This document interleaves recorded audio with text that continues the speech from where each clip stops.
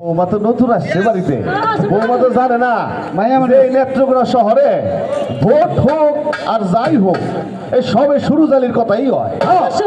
আমি ঠিকই বুঝছি, বরং আপনি বুঝেন না। এখন আর সেই দিন নাই যে আপনার ইচ্ছায় ভোট দিব। আমার ভোট আমি দিব, যার ইচ্ছা তারে দেব।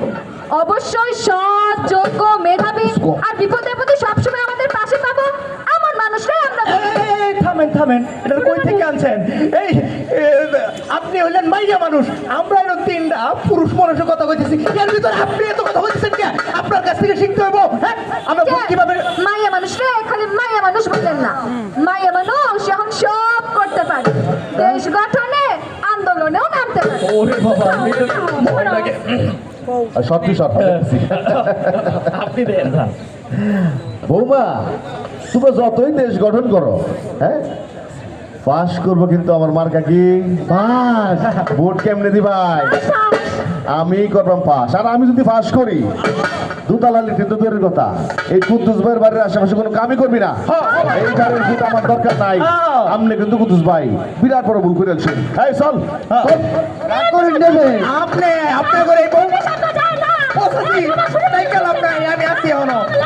শুনুন, এই যে ইলেকট্রিক টেকট্রিক সব কিছু মার আপনি করে এই যে এর যে বিয়া করে আনছেন, বেশি শিক্ষিত বিয়া করে আনছেন না, এই কারণে আজকে নগর টেয়ারও পাইলেন না। আর আপনার ঘরে এলাকা তো আপনার দুইতলা লেট্রিন দেওয়ার কথা না, ওই লেট্রিন তো দূরের কথা, এলাকার যত লেট্রিন আছে হ্যাঁ সবগুলো ভাইঙ্গা আপনার ঘর হাগা মুতা সব বন্ধ করে দেন। আর পাস যদি করে পাস করবো, আমগো পাস করতে পাস করবো, ফুরুজ মেয়ে পাস করবো, বুঝবেন পরে এটার ফলাফল পাইবেন। এই বৌমা, তুমি এটা কি করলা? এতদিন বাদে বাদে নির্বাচন আয়ে, আর নির্বাচন আইলে প্রার্থীরা আয় একটু কিছু টাকা পয়সা দেয়, এই ঘর বাড়িটা কিছু উন্নয়ন করি, আর তুমি এর মধ্যে কি করলা এটা?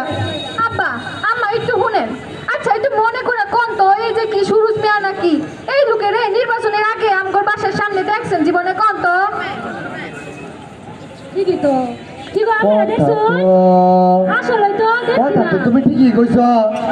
পুরুষ বিয়া তো এই নির্বাচনের আগে কোনোদিন আমার বাড়ি যাইছে না। এটাই তো আব্বা, শুনেন আমগর ভোট হইতেছে মহামূল্যবান। এই কয়টা টাকার বিনিময়ে এই সব আলতু ফালতু লোকের আমরা ভোট দিয়ে বিজয় করবো।